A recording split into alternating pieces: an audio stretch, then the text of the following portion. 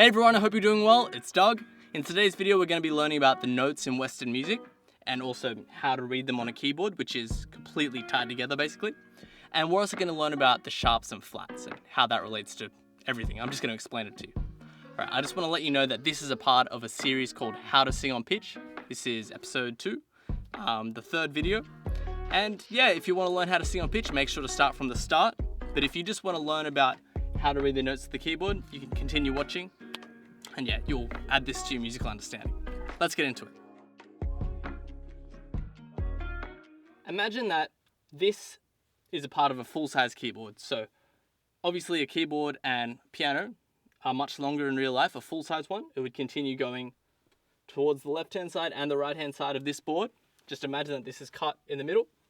Now, the first thing you're going to have to memorize is this note C. Okay? So have a look here. To the right-hand side above it, there's 2 black keys, in that general area. The way that you can memorize the note C is that next to it, on the left-hand side, there's no black key. And then, next to there, there's no black key there. So, C is also here. Oops, sorry. You can see that the pattern stays the same there. So, to the left-hand side of here, there is no black note. And then, next to this black note, there's no black note there. That's one thing you're probably just going to have to remember through rote memorization and just by, learning how to visualize where the C note is on the keyboard, okay?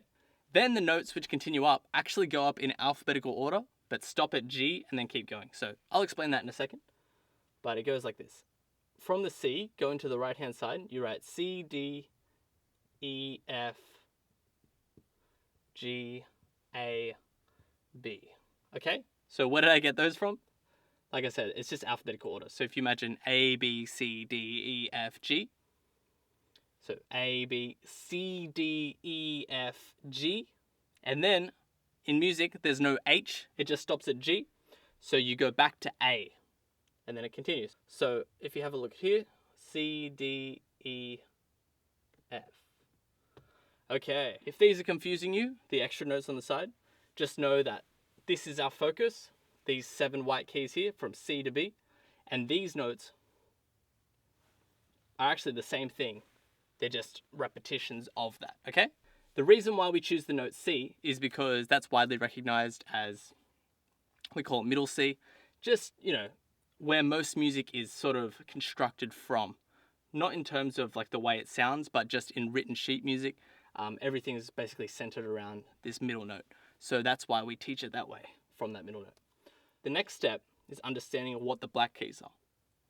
Okay, so the black keys actually pitch the note higher or lower depending on where you're coming from, but they're actually a specifically different note. So a C, for example, is a completely different note to D, and this is called a C sharp or a D flat, but it is physically a different note. So what I mean by that is, you don't need to know this on guitar, but this is a C, and this is a D, this is a C sharp. You see what I mean? It's actually a physically different note. It's not a note played in a different way. A C sharp isn't a note played harder or anything like that. It's a physically different note. This isn't too complicated, but it will jump up in difficulty in a minute. So going from left to right, we'll start at C. I want you to know that this is C sharp. So remember what I said? Left to right, C sharp. I just wanted to say here quickly that this symbol here, this hashtag symbol, is what we use for a sharp. Okay, so that's how that works. Now, use the same principle here. What would the sharp note be between the D and E? From left to right, you take the note, the white key note, and you make that D sharp, okay? All right, so here's the thing.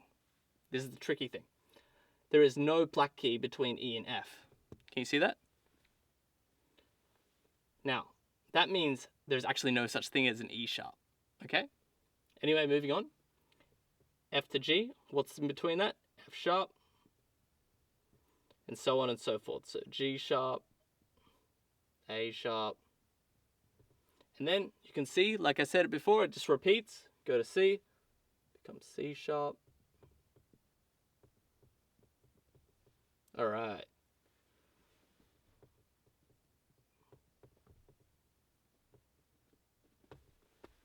All right, so that's it.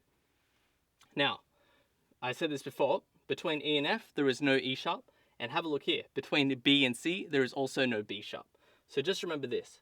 The reason why I've written that the E sharp and B sharp generally do not exist is because when most musicians are talking, they really never use these terms, because what it generally means is if someone said a B sharp, it would actually just be a C, because it's one note sharpened from B.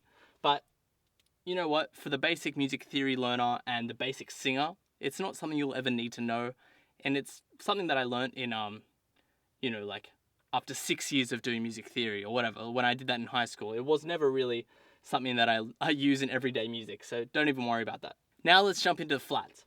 Okay, so I want you to know that if you go from the right-hand side, going to the left-hand side, that's how the flats are written. So you saw me write in the A sharp, for example, because I was going from the left-hand side of the piano, using this white key as the bass, and then using that as an A sharp, writing in A sharp. Now, if you imagine it going down from the right-hand side to the left-hand side, imagine that this note is actually B flat. And the flat symbol is this. It's like a small B. So if you had a note that said, I'll make that a D actually. How about a G? If you imagine G and you have a little flat next to it, that means G flat, okay? Sweet. So if you look from here, what's A going to the left-hand side? That becomes A flat. It's actually quite simple. You just say G. All right, what's G going down one step, half step? G flat. We'll talk about a new concept in a second. So D to C, D flat. And then you can go ahead and fill this out. B flat, A flat.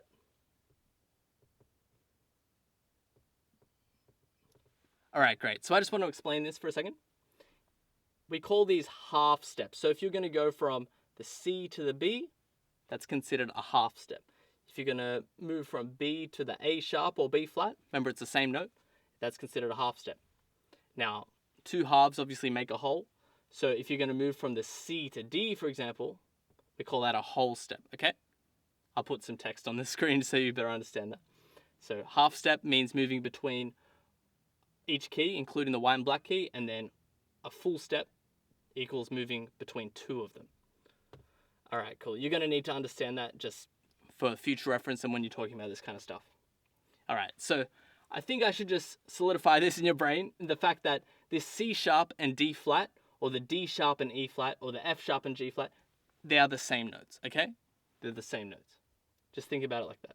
At the end of the day, to be able to communicate with other musicians, you're just going to have to learn that, for example, an E flat is the same note as a D sharp, or an A flat is the same note as a G sharp.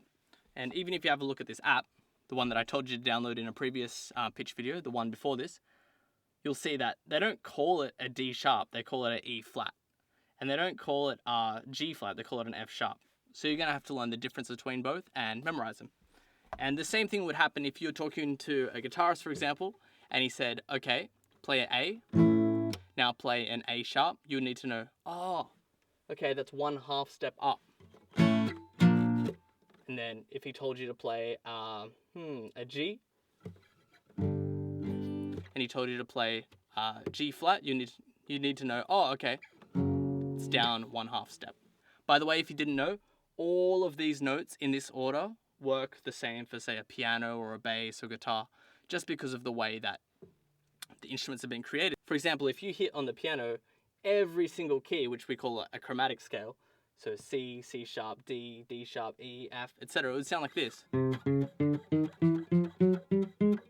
Like that. We call that chromatic.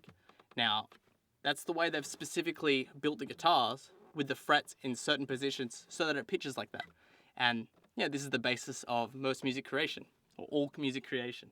All right, cool. So I believe this is incredibly useful. It's actually essential, I believe, to understanding what, most regular musicians are talking about in forums or in real life conversations or YouTube videos.